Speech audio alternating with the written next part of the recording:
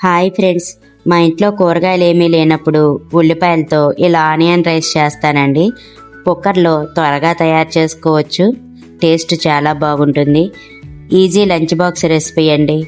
Onion rice కోసం ఒక glass basmati రైస్ని 2 సార్లు శుభ్రంగా కడిగి తీసుకున్నాను.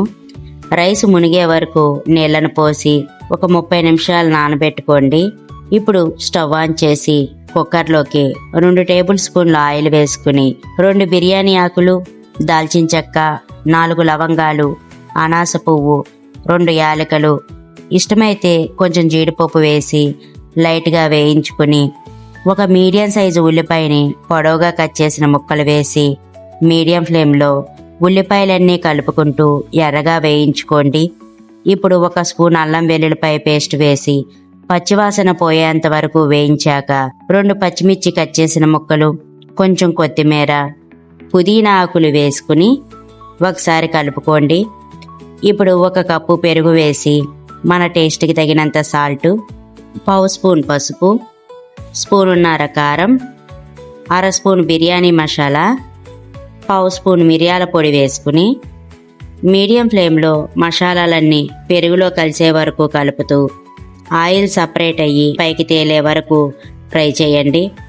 ఇలా ఆయిల్ సపరేట్ అయ్యాక మనం నానబెట్టిన రైస్ని వాటర్ ఏమీ లేకుండా వేసుకుని రైస్లో మసాలా గ్రేవీ అంతా కలిసే వరకు స్లోగా కలపండి. ఇప్పుడు 1 గ్లాస్ బాస్మతి రైస్కి 1.5 గ్లాసున్నర నీళ్లను పోసుకుని కలుపుకోండి. వాటర్ని టేస్ట్ చేసి సాల్ట్ సరిపోతే వేసుకోండి. నేను తీసుకున్న సాల్టు కారం సరిగ్గా సరిపోయాయండి.